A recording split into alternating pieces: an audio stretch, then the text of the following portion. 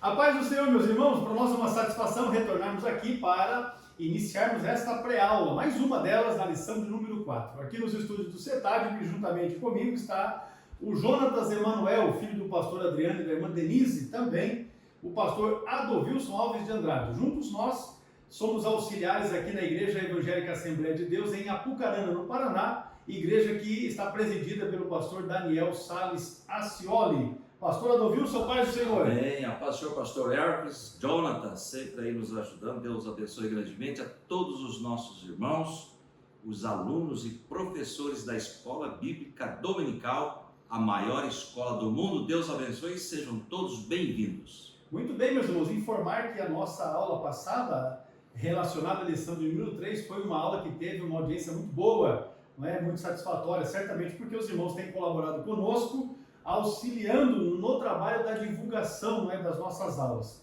Que Deus continue abençoando a cada um de vocês que tem feito este maravilhoso trabalho, compartilhando esta pré-aula que nós, com humildade e singeleza, aqui compartilhamos com vocês. Vamos então para a lição de número 4, que presencialmente será ministrada no dia 23 de julho deste abençoado ano de 2023. E o tema, né, o assunto desta lição de número 4 é que tem relação com o humanismo, né? Quando a criatura vale mais que o Criador. Poderíamos trocar isso por miúdos e dizer assim, quando a criatura se acha, não é? Essa é a tônica da nossa lição de hoje. O texto da lição está em Romanos capítulo 1, versículo 25. Na lição, você tem aí a transcrição deste versículo, segundo a Bíblia, na tradução Almeida Revista e Corrigida. E o texto aí diz assim: pois mudaram a verdade de Deus em mentira, e honraram e serviram mais a criatura do que o Criador, que é bendito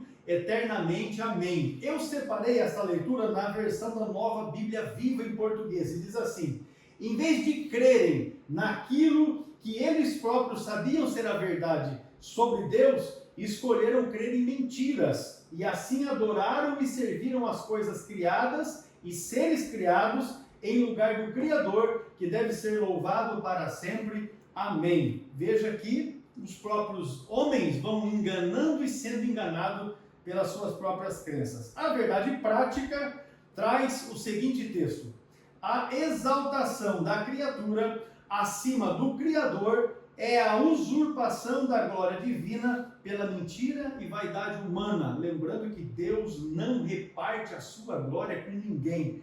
E essa temática de hoje vai estar, né, em torno desta grande e absoluta verdade que nós temos na palavra de Deus. Com o pastor Adolvilson Alves de Andrade, nós vamos para a leitura bíblica em classe. Você pode acompanhar pela sua lição, ou se você não tem a lição, Romanos, capítulo de número 1, os versículos 18 até o 25.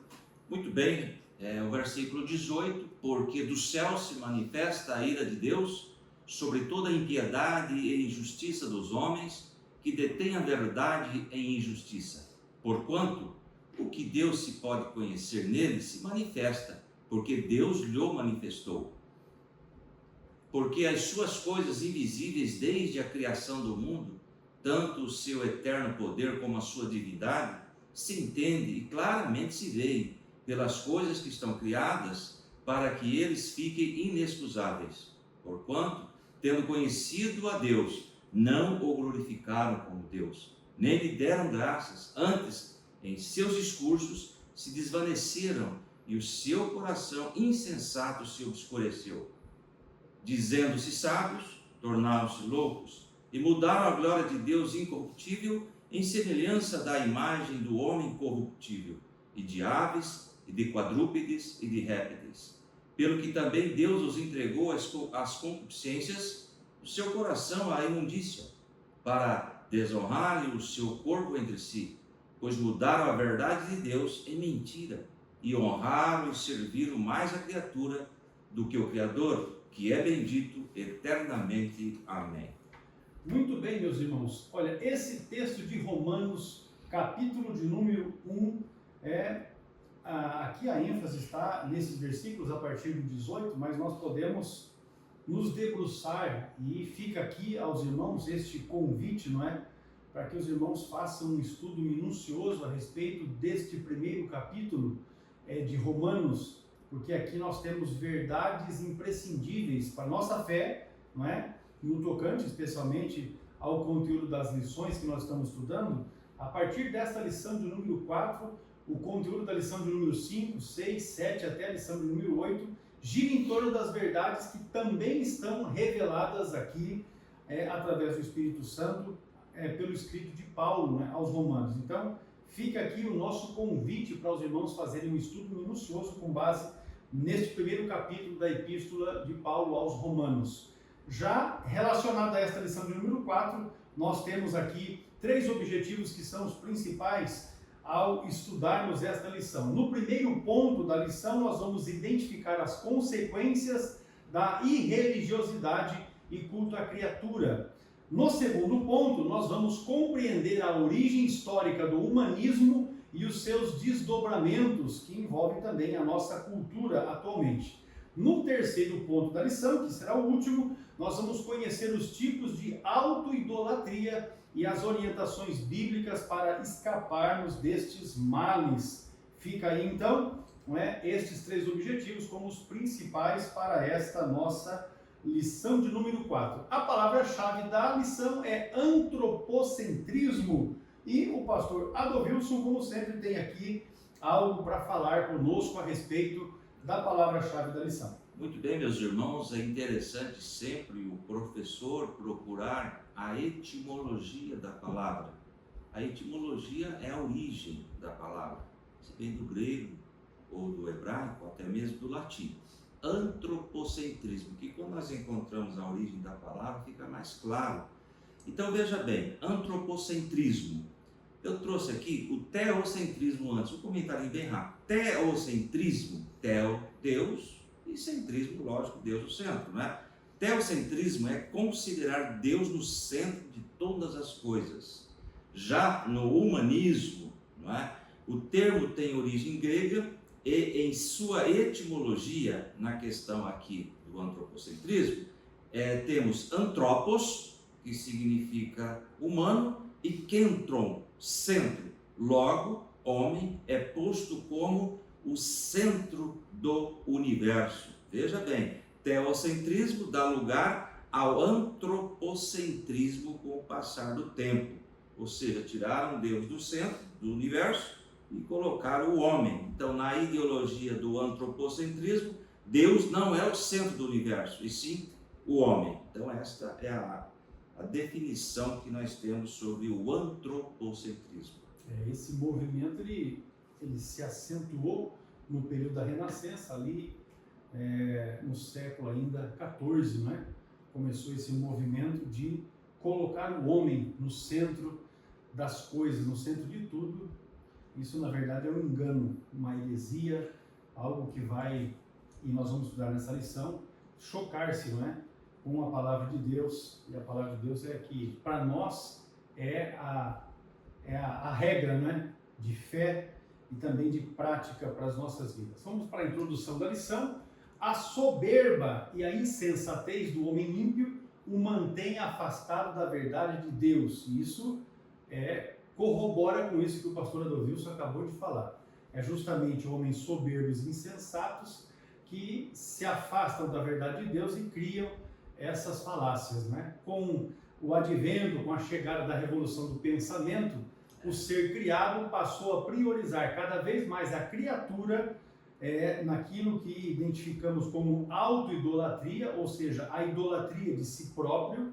O coração perverso e a escolha pelos prazeres da carne foi que colocaram a raça humana em inimizade contra Deus. Então, nesta lição, nós vamos verificar exatamente este alerta acerca do que ocorre quando Deus deixa de ser a medida de todas as coisas, ou quando Deus deixa de ser o padrão pelo qual o homem, a mulher, deve servir ao Senhor. O texto de Romanos 1:18 diz: porque do céu se manifesta a ira de Deus sobre toda a impiedade e injustiça dos homens que detêm a verdade em injustiça. Deus, ainda que para alguém Deus está deixando as coisas correrem naturalmente, você vai observar que Deus, na verdade, tem agido no sentido de punir.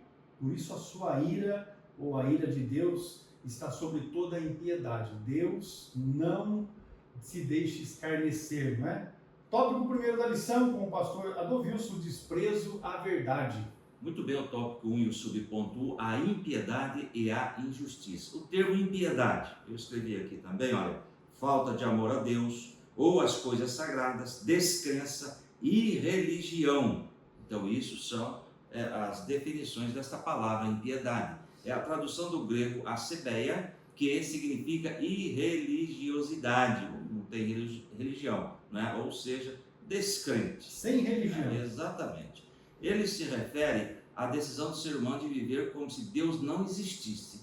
Pastor, além desse texto aí, Salmo 36, verso 1, que diz lá: há no meu íntimo um oráculo a respeito da maldade do ímpio. Aos seus olhos é inútil temer a Deus. Eu trouxe um outro texto aqui, muito conhecido, que o homem diz que não existe Deus, que é o Salmo 14, 1, diz o tolo em seu coração: Deus não existe. Corromperam-se e cometeram atos detestáveis, não há ninguém que faça o bem. E o versículo 2, o Senhor olha dos céus para os filhos dos homens, para ver se há alguém que tenha entendimento, alguém que busque a Deus. Então o ser humano, o homem, ele diz assim: não existe Deus. Se não existe Deus, que é o princípio de tudo, não existe o diabo, não existe céu, não existe inferno. E logicamente, com essa ideia, ele vai se afastando desta ideia de Deus. Pastor, é igual uma criança quando ela começa a andar e ela desaparece um pouquinho, ela fica quietinha em algum lugar. Pode ir atrás, que ela vai aprontar, ela fica longe do pai e longe da mãe, né? E assim é o ser humano.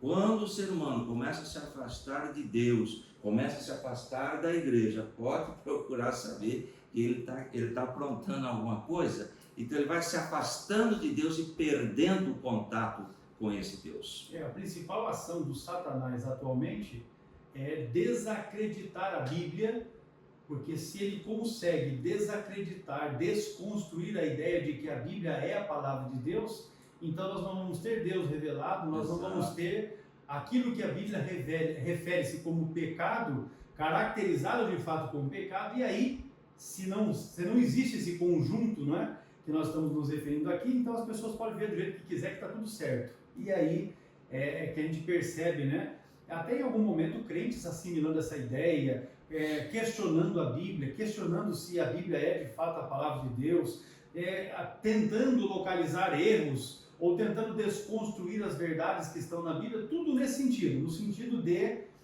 fazer com que a Bíblia seja desacreditada e com isso as pessoas possam viver essa vida que o ímpio, na verdade, leva até hoje. Muito bem, já o vocábulo justiça vem do grego adikia, e significa sem retidão. A palavra carrega a ideia de não ser reto diante de Deus e nem com o próximo. O fato é que é o ensino humanista, que é essa teologia, os ensinos progressistas que estão sendo inseridos aí nos meios evangélicos e distanciando as pessoas do Deus verdadeiro. Os quais, diz 2 Pedro 2,15, né? Segunda epístola de Pedro, os quais, deixando o caminho direito, erraram, seguindo o caminho de Balaão, filho de Beor, que amou o prêmio da injustiça. Muito bem, o tópico 1 e o subponto 1 ainda neste assunto, né? A impiedade e a injustiça. Ambas as palavras revelam a situação geral da humanidade não regenerada. Lá em Romanos 1,18, portanto, a ira de Deus é revelada do céu contra toda a impiedade e injustiça dos homens que suprimem a verdade pela injustiça. Né? Romanos 1,18. Sua idolatria e o culto à criatura, a perversidade, a depravação moral que expressam a decisão deliberada do homem em desprezar a verdade divina. Ou seja, Deus não existe. O padrão para uma vida uma vida saudável, uma vida adorando aquele que criou todas as coisas, não existem, né? E estão focando no homem, e isso chama-se antropocentrismo, certo? Essa investida contra o temor de Deus e a relativização do pecado aprisiona e cauteriza a consciência humana. Lá em 1 Timóteo 4, não é? E 2 diz assim: tais ensinamentos vêm de homens hipócritas, veja bem, pastor, que são os mestres da época, e mentirosos, que têm a consciência cauterizada. Olha aí, cauterizada. O que significa isso? Assim como se costuma ficar, por exemplo, com o dedo dormente ao queimá-lo, no ferro de passar, a sua consciência tornou-se adormecida, cauterizada pelo pecado. Eu posso dizer aqui, pastor, que é aquele que abandonou a fé. É aquele que deixou de crer.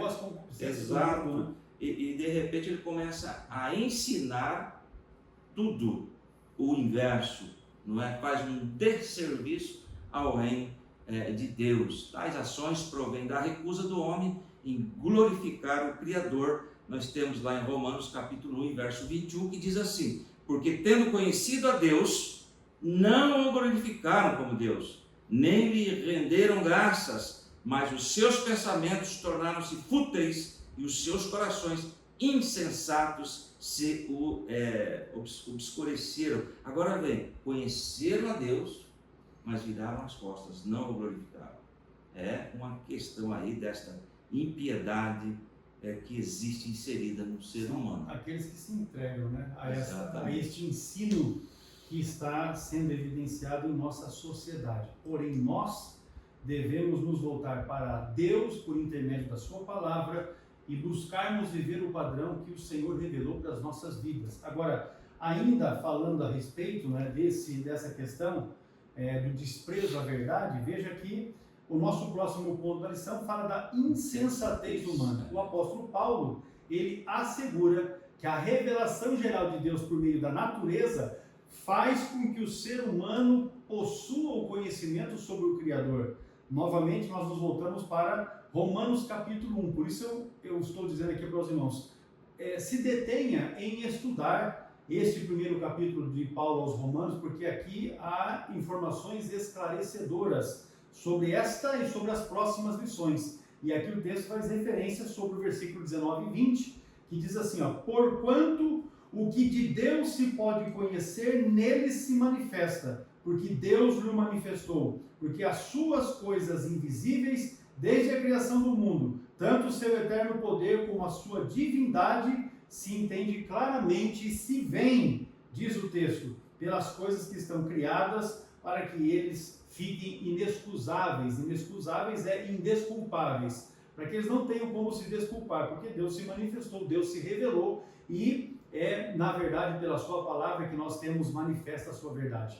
É por isso, então, que ninguém pode ser indesculpável acerca desta realidade divina, nem do seu eterno poder, conforme o texto que lemos de Romanos 1 e 20. Não obstante, mesmo em contato diário com essa revelação, o homem iníquo, o pecador, não glorifica a Deus, nem lhe rende graças. É o texto do versículo 21, o pastor Edovilson anteriormente já leu.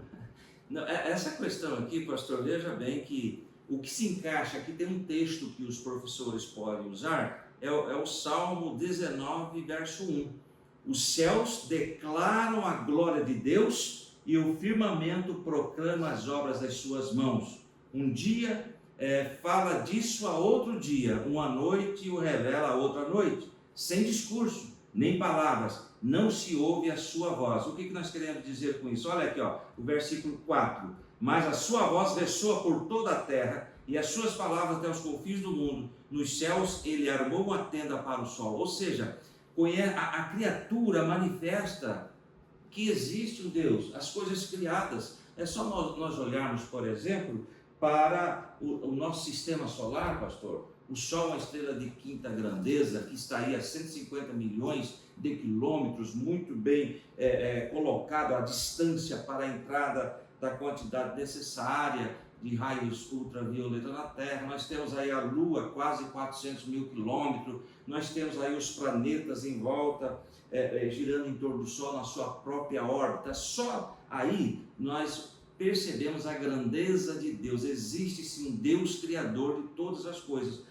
Por isso o homem não fica inexcusável, porque ele olha, quem criou tudo isso? Não tem como ser obra do acaso. Então é Deus que criou todas as coisas. E se nós observarmos desde o pequeno átomo até o maior planeta que existe aí no universo, nós vamos ficar mais crentes. Existe sim um Deus que criou todas as coisas. Esse Deus é o Deus que nós estamos comentando hoje. Ele organiza todas as coisas, ele mantém todas as coisas, pelo poder da sua palavra, ele sustenta todas as coisas. Exatamente. Em lugar de reconhecer a Deus, né, o Criador, o ser criado, ele age como se fosse uma criatura, como se não se fosse uma criatura. E se comporta como se fosse divino. Veja a base de Gênesis 3, verso 5, que diz, porque Deus sabe, isso aqui é a conversa do Satanás, não é? Porque Deus sabe que no dia em que dele comerdes, se abrirão os vossos olhos e sereis como Deus, sabendo o bem e o mal. É nesse aspecto aqui, então, que o ser criado acha que pode ser divino e aí ignora o Deus Todo-Poderoso, aquele que criou e que sustenta todas as coisas. É por causa dessas especulações pretensiosas que estão no coração do homem, também da sua auto-idolatria, tanto também o seu raciocínio quanto o seu intelecto em relação à verdade, ambos se tornam inúteis. É o que Paulo está nos falando também, voltando novamente, né, para Romanos capítulo 1 e o versículo de número 21. Olha, eu estou com o texto aqui na versão da Nova Bíblia Viva, e ele diz assim, sim, eles bem sabiam de Deus, mas não admitiram, nem o adoraram, nem mesmo engrandeceram a ele. O resultado foi que as suas mentes insensatas ficaram confusas e em trevas. Essas ideologias rejeitam, pervertem e também substituem a verdade de Deus pela mentira do homem. E é dessa insensatez que se resulta a idolatria e a perversão moral, que está descrito em Romanos capítulo 1, versículos 22 e 25. Então, nosso incentivo aqui, aproveite essa semana, faça um estudo em Romanos capítulo 1 e certamente você vai encontrar ainda luz, não é? De Deus, inspiração de Deus, para que esta aula seja ainda mais abençoada. Muito bem, agora o culto à criatura, né, o próximo slide. Ao rejeitar Deus e suas leis, os filhos da ira, Efésios 2:3, diz assim, anteriormente todos nós também vivíamos entre eles, satisfazendo as vontades da nossa carne, os desejos, né? Seguindo os seus desejos e pensamento, como os outros éramos por natureza merecedores da ira. Então está aí os filhos da ira, nós estamos envolvidos nessa situação terrível aí, né? Aí, irmãos, olha, são deixados à mercê de seus próprios desejos pecaminosos, dentre eles a impureza sexual, a degradação do próprio corpo. Aqui o texto bíblico ratifica e anunciada ira de Deus sobre a impiedade e a injustiça dos homens. Lá em Romanos 1:18, eu creio que o pastor já leu também isso. A corrupção moral do ser humano deriva da sua rebelião contra Deus, ou seja, se revolta contra Deus, contra a sua palavra, não existe norma, não existe regra, o que acontece? A rebelião traz o que? A pessoa se entrega à corrupção moral e toda a espécie de concupiscência, né? A corrupção moral do ser humano deriva da sua rebelião contra Deus, sua natureza caída troca a verdade pelo engano e prefere honrar e servir a criatura em lugar do seu Criador. Romanos capítulo 1 e verso 25, a parte A do versículo. Pois mudaram a verdade de Deus em mentira e honraram e serviram mais a criatura. Aí entra então o ser humano criado no centro do universo. Assim, desta maneira, né, na religião, os seres criados passam a ser cultuados. Nas ciências, a matéria é colocada acima de Deus. E na sociedade, o artista, o atleta, o político ou o líder religioso se torna uma referência de idolatria em afronta ao Criador, que é bendito eternamente. Amém.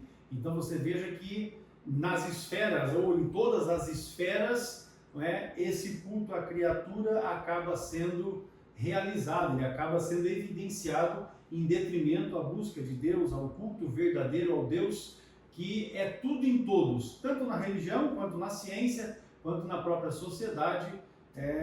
Deus é colocado à parte, o homem é quem está no centro. Pastor, é interessante que todo o ser humano foi criado com o chamado sêmen religiosos, ele tem necessidade de adorar o sobrenatural e o desconhecido e começa a adorar a criatura. Nós já falamos anteriormente, uma tribo indígena, por exemplo, lá no Amazonas, que nunca teve contato com a cultura branca ou com o homem branco, se chegarmos lá, eles estão adorando algo. Alguma coisa. O rio, a montanha, a árvore, o sol, a lua. Então, o ser humano tem desejo, já está inserido no DNA, né, do ser humano adorar, mas é adorar ao Deus verdadeiro. Enquanto isso não acontece, em muitos lugares estão adorando deuses com D minúsculo, e não é de hoje, na história aí da humanidade. Isso acontece. Até os escaravelhos e serpentes, enfim, eram adorados na época, né?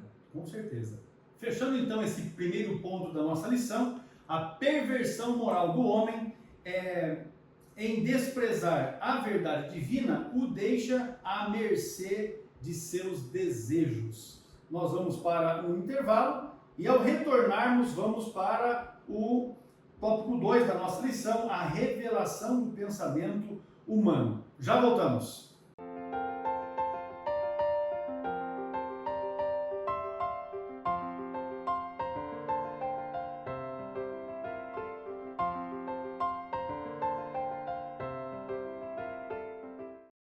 O CETADB é o centro teológico mais próximo de você. O aprendizado é monitorado por obreiros através de material autodidático e você pode estudar por extensão com um custo acessível. No CETADB você tem os cursos de nível básico, médio e avançado. Informe-se no site www.cetadb.com.br ou no telefone 43 3426 0003. Seja um aluno do centro teológico que mais cresce no Brasil. CETADB é o ensino teológico além das fronteiras.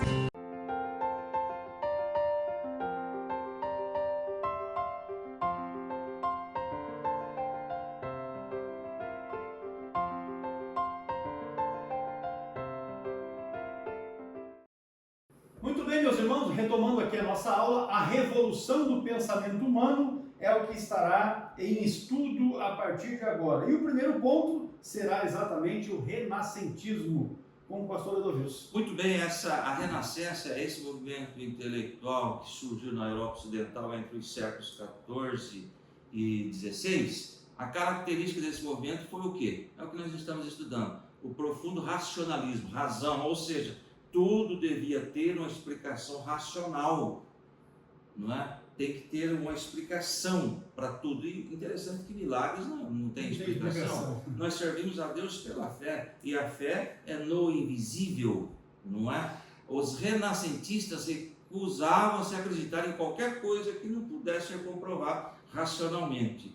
Durante esse período que coincide entre o início da Idade Moderna, que os historiadores marcam a partir da tomada dos otomanos, né, pelos turcos em 1453 até 1789, na chamada Revolução Francesa, a visão teocêntrica, ou seja, Deus no centro do universo, em que Deus era a medida de todas as coisas, foi mudada por uma concepção antropocêntrica, ou seja, colocaram o homem no centro de todas as coisas, no centro do universo, em que o homem se tornava a única medida de todas as coisas. Tiraram a adoração a Deus, né? É interessante, tiraram Deus do seu lugar. Olha que situação terrível, e colocaram o homem. É porque você não consegue explicar Deus pela razão. Não é? Nós servimos a Deus, entendemos Deus, vivemos uma vida de comunhão com Deus, tudo por meio da fé. É porque cremos, não é?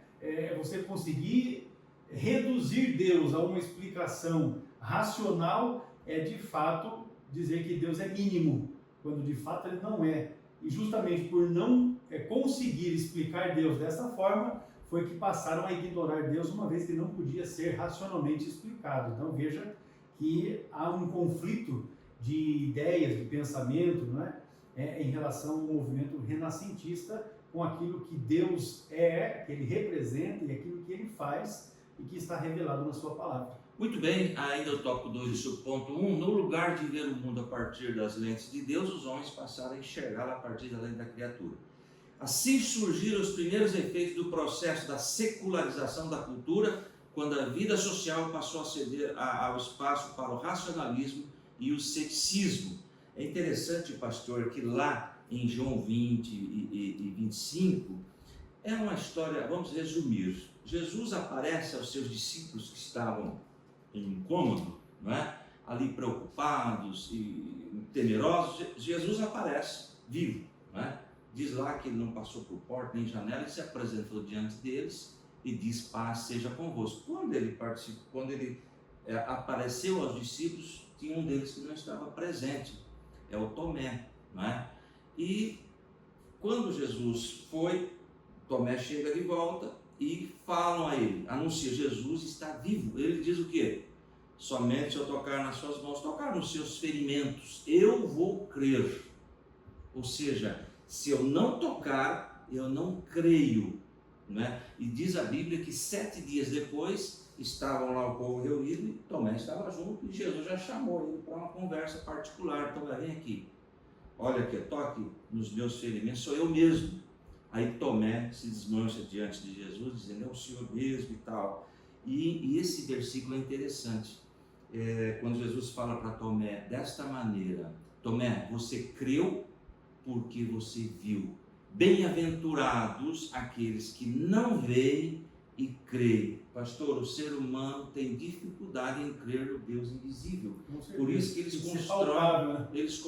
constroem deuses, porque olha, esse Deus ele está olhando para Fazem mim. imagens, né? Exato, é o que aconteceu com o bezerro de ouro lá de Arão. Então eles têm dificuldade de crer no Deus invisível e criam os seus deuses. Mas olha que interessante: bem-aventurado aquele que não vê e crê, Jesus está vivo. Nesse sentido, a revolução científica e literária que se deu a partir do Renascimento contribuiu para o surgimento do humanismo. Louvado seja o nome do Senhor. Nós servimos a Deus pela fé e cremos na palavra de Deus pela fé, cremos no invisível. Veja que os resquícios, não é, desse movimento que é a Renascença, ele está presente na nossa sociedade agora no século XXI.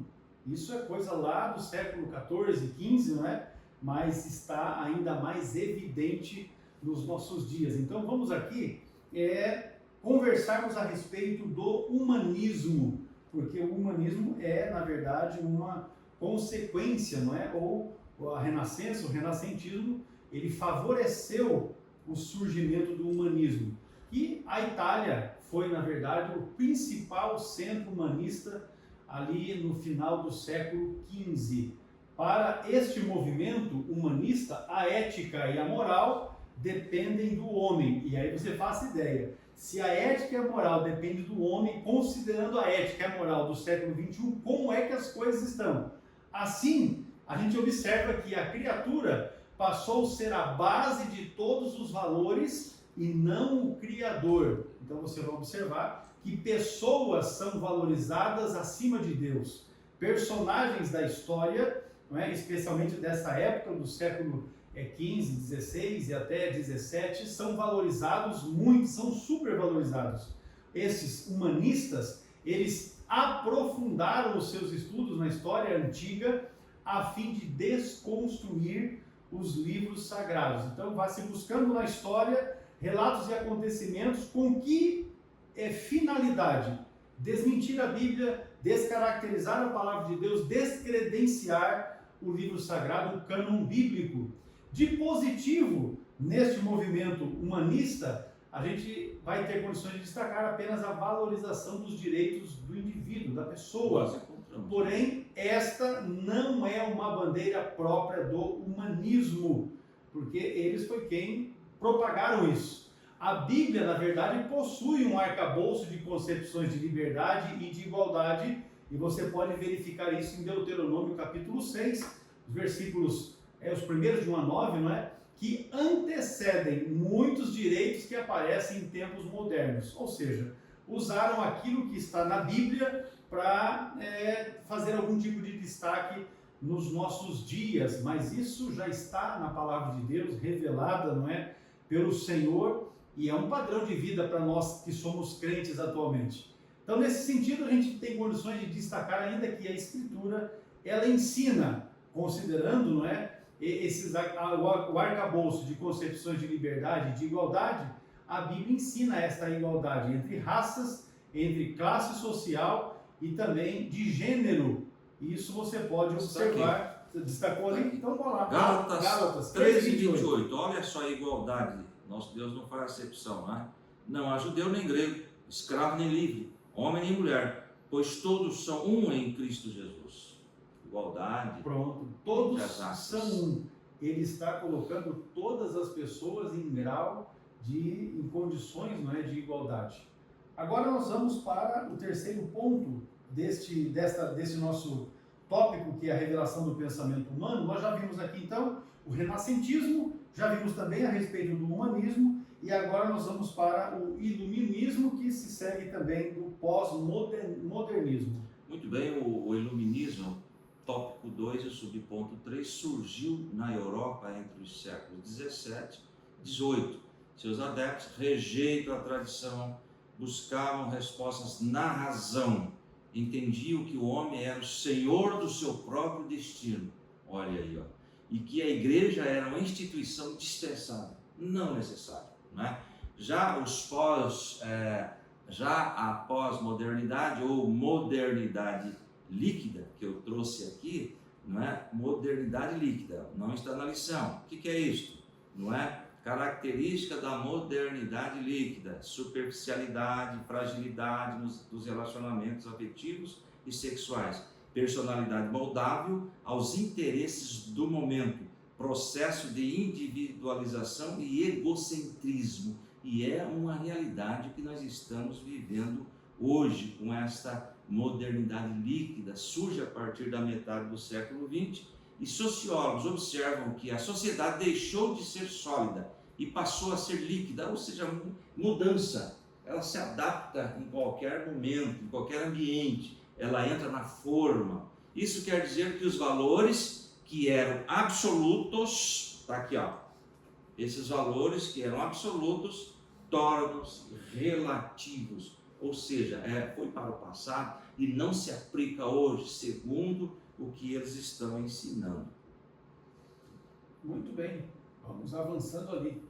Pode continuar, meu pastor. Isto, tópico 2 do subponto 3, iluminismo e o pós-modernismo. Nesse aspecto, a coletividade foi substituída pelo egocentrismo, o ego, eu, né? Em que os relacionamentos se tornaram superficiais.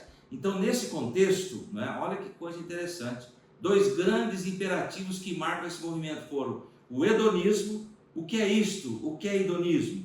É uma doutrina moral em que a busca pelo prazer é o único propósito da vida. Vamos aproveitar ao máximo, segundo os ensinamentos. A palavra hedonismo vem do grego hedonikos, que significa prazeroso, já que Edom significa prazer. E está aí, olha lá, no contexto, dois grandes imperativos. Primeiro, marcam esse movimento, hedonismo e o narcisismo, né? Mitologia grega, é interessante esse Narciso aí, narcisista, né? Narciso acaba de se achar. Exatamente, ele é uma pessoa que exibiu um alto nível de egoísmo, vaidade e orgulho.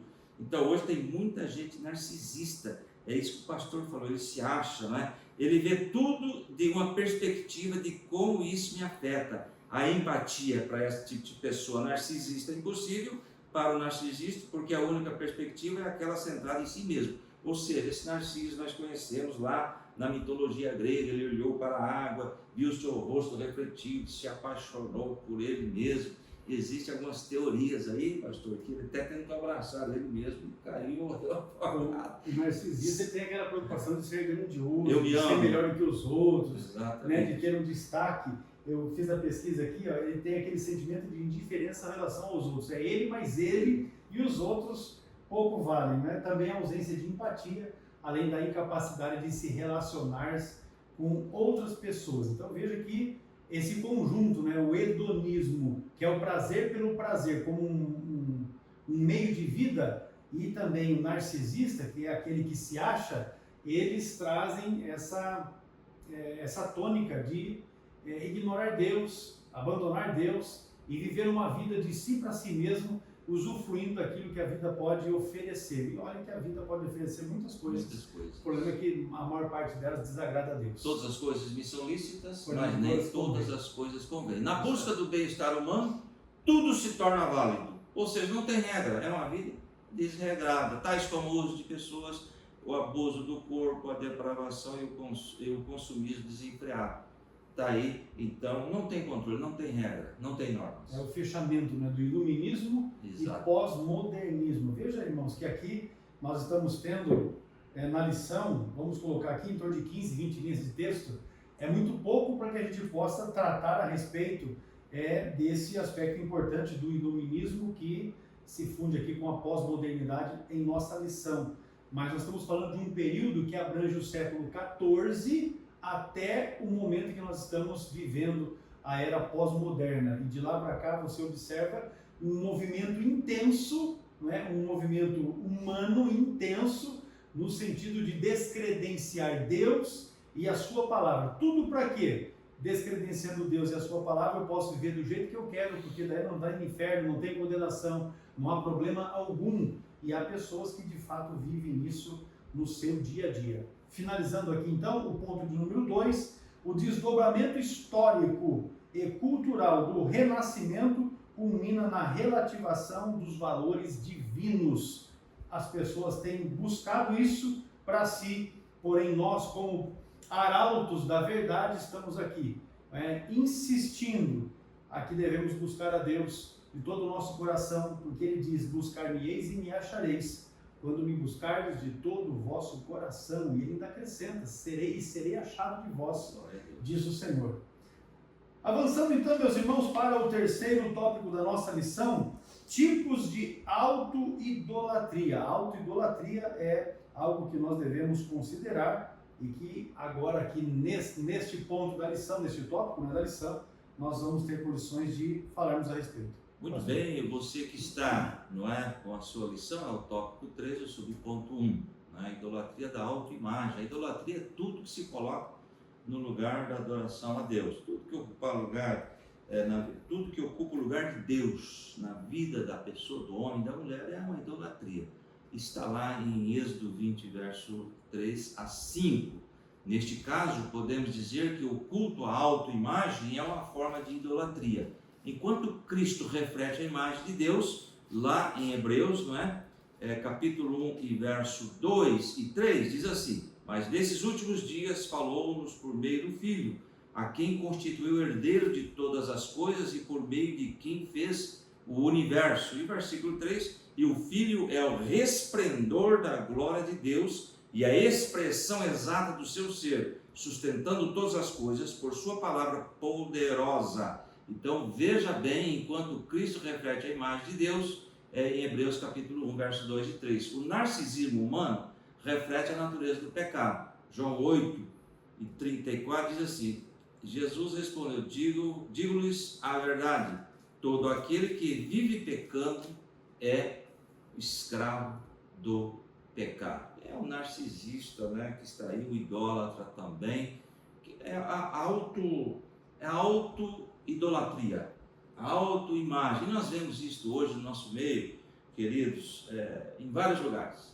As pessoas querem estar em evidência, né? Querem estar ocupando o primeiro lugar, querem estar na vitrine. E o apóstolo Paulo retrata o homem caído como uma pessoa lá, egoísta, que é amante de si mesmo, avarenta, amante do dinheiro, odiosa, ou seja, sem amor para com o próximo, rebelde, sem amor para com Deus, e hedonista, que nós acabamos de comentar aí, amantes dos deleites, ou seja, uma vida completamente desregrada, alienada das ordenanças de Deus para a vida do ser humano. A autoidolatria é um termo que nós estamos vendo nesta lição, que diz respeito a ter a si próprio como um ídolo. Exatamente. Né?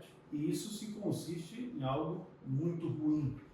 Paulo resumiu isso, e isso está na segunda epístola que ele escreve para Timóteo, capítulo 3, os versículos 2 e 3, porque ele diz: porque haverá homens amantes de si mesmos, avarentos, presunçosos, soberbos, blasfemos, desobedientes a pais e mães, ingratos, profanos, sem afeto natural, irreconciliáveis, caluniadores, incontinentes, cruéis, sem amor para com os bons. E prossegue o texto, né? Traidores, obstinados, orgulhosos, enfim, gente ruim que adota, não é, esta autoidolatria. Se acham os tais, como alguém diz, a última Coca-Cola gelada do deserto, a última bolacha do pacote.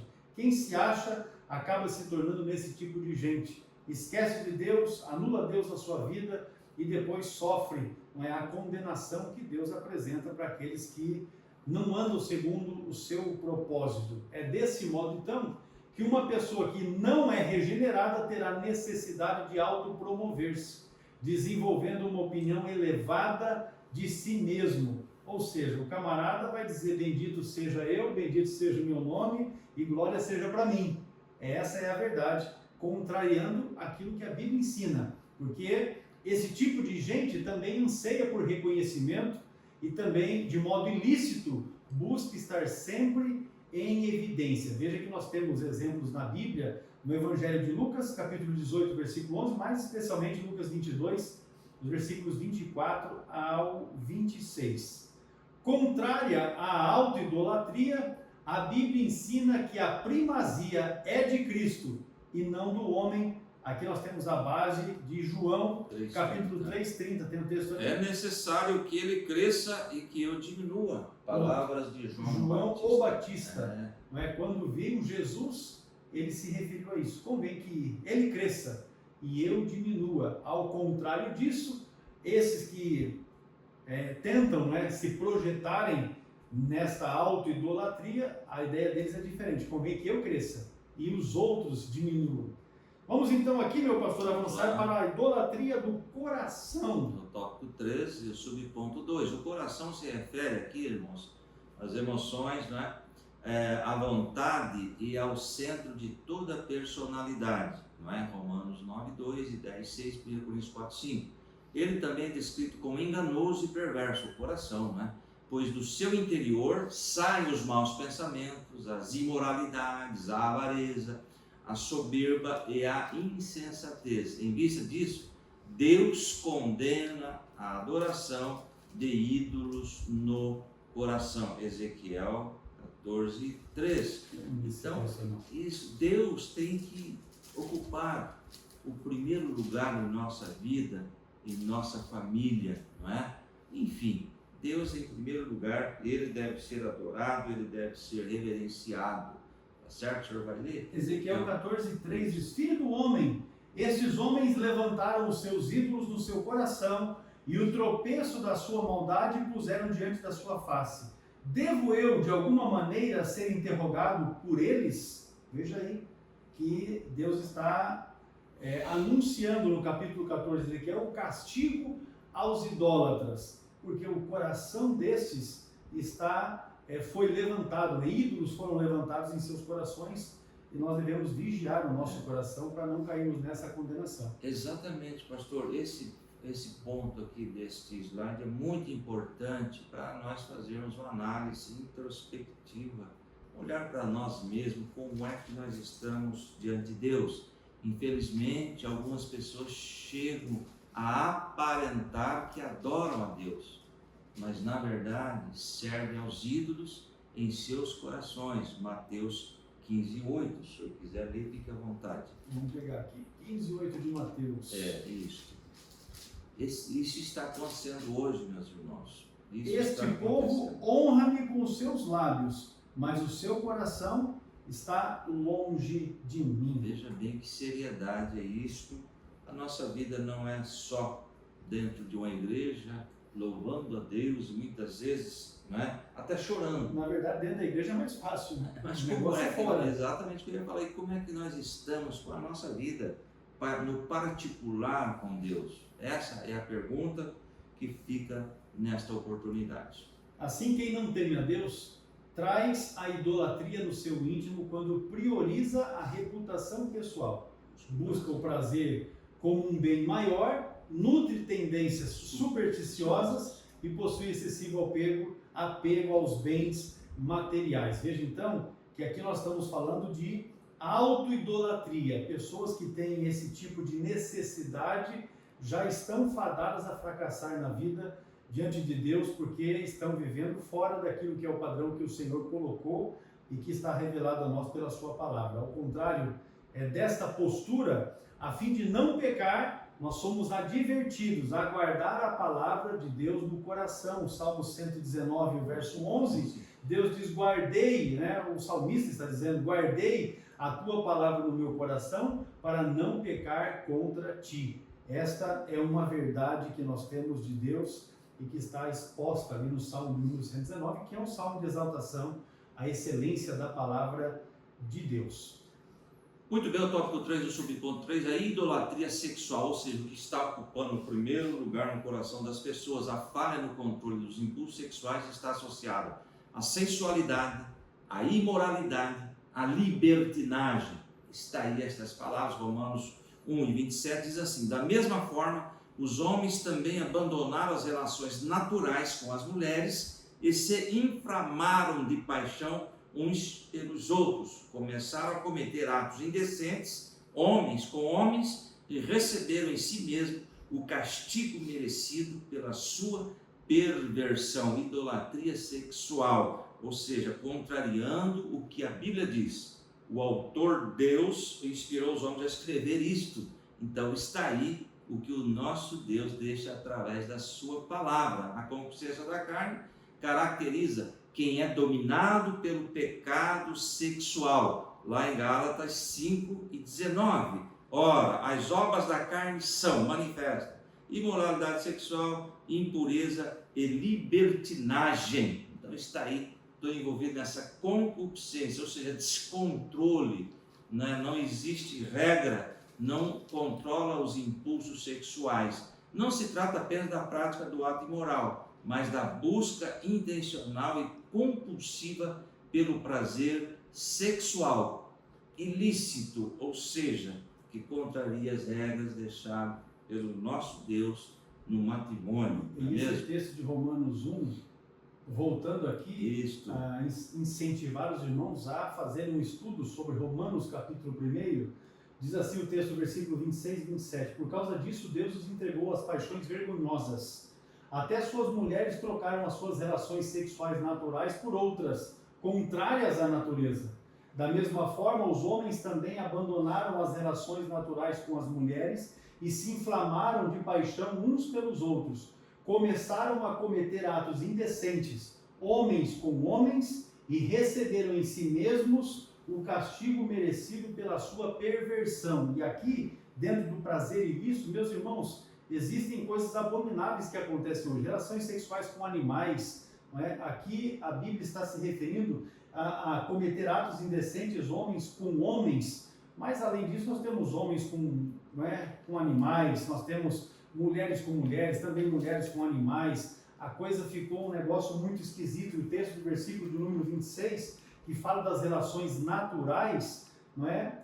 Aqui no vídeo fica difícil a gente falar um negócio desse, porque há coisas que podem ser mal compreendidas, mas a relação natural de um homem macho com uma mulher fêmea, não é? Só existe uma coisa que se consiste natural numa relação sexual entre um homem e uma mulher. E aí o texto deixa muito claro que isso estamos falando aqui, meus irmãos, de Romanos capítulo 1, vamos arredondar a quantidade de anos para 2000 anos atrás. Esse tipo de coisa já existia, então isso não é coisa de agora, é coisa que sempre houve, e Deus está dizendo que haverá condenação para as pessoas que praticam dessa forma, que vivem esse ilícito. E se alguém não concorda com a verdade que está na Bíblia, então segue a vida, não é? Mas há um juízo, há uma condenação, não é? Há uma prescrição de Deus a respeito disso. E aí nós vamos observar, com base no texto do Evangelho, e aqui eu quero ler o texto, tem destacado aí,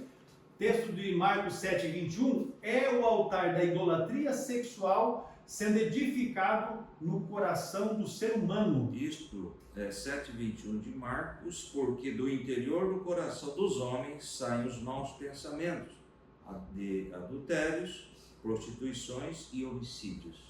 Então isso não é coisa de agora, não, né? Isso está muito bem configurado. E outra, se você observar no Decálogo, lá em Êxodo, você vai observar que existem ali prescrições de Deus a respeito dessa coisa, porque Deus estava, o povo no deserto, e eles iam entrar em Canaã, uma terra onde o povo era idólatra e não temia a Deus. Então Deus já estava prescrevendo algo para que o povo fosse se acostumando. Quando chegasse na terra, não adotasse as práticas do povo da terra.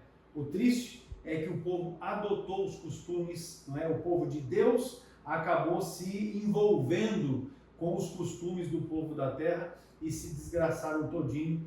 Foi exatamente o que a Bíblia nos mostra, não é? Então, o que nós vamos observar aqui é que a adoração de Deus, ela acabou sendo trocada e acaba sendo trocada pelo culto ao corpo, a fim de satisfazer o ídolo da perversão e da lascívia por meio de pecados. A perversão fala em relação a tudo isso que é contrário àquilo que Deus está nos ensinando, e a lascívia fala no aspecto de provocar desejos dos demais, dos outros. E isso tudo é o que nós temos nesse contexto da idolatria sexual. E a base disso é Pedro, na primeira epístola, capítulo 4, versículo de número 3, segundo a tradução, deixa eu destacar aqui, a nova tradução de Almeida. A nova tradução de Almeida, esse texto de 1 Pedro, eu vou pegar aqui o texto para ler, para deixar mais clareza para os irmãos. É 1 de Pedro, capítulo 4, e o verso 3. Diz assim, ó, porque basta que no passado vocês tenham feito a vontade dos gentios, não tendo andado em práticas libertinas, desejos carnais, bebedeiras, orgias, embriaguez e em detestáveis idolatrias. Veja aqui o apóstolo Pedro, não é, falando a respeito do que é de fato um viver segundo a vontade de Deus. A orientação bíblica para que possamos escapar deste mal é a seguinte, e está em Gálatas capítulo 5, versículo de número 16. Vivam no Espírito, e vocês jamais satisfarão os desejos da carne. Qual é o critério então que nós devemos adotar? Vamos estar cheios do Espírito, não é? Vamos estar cheios do Espírito e ocuparmos a nossa mente, ocuparmos a nossa consciência com aquilo que é bom. E eu vou ler o texto aqui de Filipenses 4, versículo 8, diz assim: quanto ao mais, irmãos, tudo que é verdadeiro, tudo que é honesto, tudo que é justo, tudo que é puro, tudo que é amável, tudo que é de boa fama, se há alguma virtude e se há algum louvor, nisso pensai. E o que também aprendestes e recebestes e ouvistes de mim, isso praticai, e o Deus de paz será convosco. Paulo está aconselhando então os nossos irmãos lá em Filipos, que se eles ocuparem a sua mente com aquilo que é bom, que é louvável, enfim, certamente o Deus de paz estará com eles. Veja que nós temos aqui um fechamento, né, a respeito desse tema maravilhoso. Qual é o problema das pessoas que se entregam a esse tipo de idolatria, a idolatria sexual? É porque buscam essa coisa, né? Porque pesquisam, porque insistem, o seu coração acaba se enchendo disso. E dali, aí surgem as traições, as prostituições, os adultérios, toda essa desgraça que envolve a sexualidade do homem. A autoidolatria pode se manifestar de muitas formas, inclusive travestida de religiosidade, porque tem gente que tem aparência de religiosidade, mas é como Jesus se referiu aos da sua época, dizendo que eles eram como sepulcros caiados, por fora lindinho, branquinho, caiado porque passava cal, né? Exato. Ficava branco, bonito, mas dentro o que tinha era podridão. E é assim que muitos religiosos acabam se apresentando atualmente. Vamos à conclusão aqui, meu pastor? Pois bem. Graças a Deus, não é? Conclusão. A corrupção da raça humana e o desfecho de sua rebelião à verdade divina. A impiedade e a ausência de retidão resultam em teorias de autossuficiência, em que a criatura se ergue acima do seu Criador. Olha que arrogância, né? Ao se colocar como medida única de todas as coisas, o homem eleva o seu interesse acima da vontade divina. As consequências são a autoidolatria, a depravação moral, a decadência social e espiritual. Não obstante, a Escritura alerta que a ira divina permanece sobre os que são desobedientes à verdade divina. Romanos capítulo 2 e verso 8. mas indignação e ira aos que são contenciosos e desobedientes à verdade e obedientes à iniquidade. É o que diz Romanos Chegará o 2:8. momento do juízo. Com certeza, essa conta vai chegar, não é? E nós devemos estar sóbrios, vigilantes, não é? A respeito disso. Encerrando aqui a nossa pré-aula da lição de número 4, nós queremos louvar a Deus pela sua vida que permaneceu conosco até aqui e agora apenas reforçar que você nos ajude, não é? Nos ajude primeiramente com oração, porque nós somos dependentes de Deus e com certeza dependemos também da cobertura de oração dos irmãos. E nos ajudem divulgando, não é? Esta nossa pré-aula aí através das suas redes sociais, por meio dos contatos que você tem, e certamente o nome do Senhor será glorificado, será exaltado. Deus abençoe cada um dos irmãos. Pastor Adolvilson, com as suas considerações finais. Muito bem, que Deus abençoe sua vida, meu querido irmão e irmã, que Deus prospere o seu ministério, que as mãos do Senhor estejam estendidas sobre você, abençoando sempre também na autoridade do nome de Jesus. Deus abençoe a todos. Amém.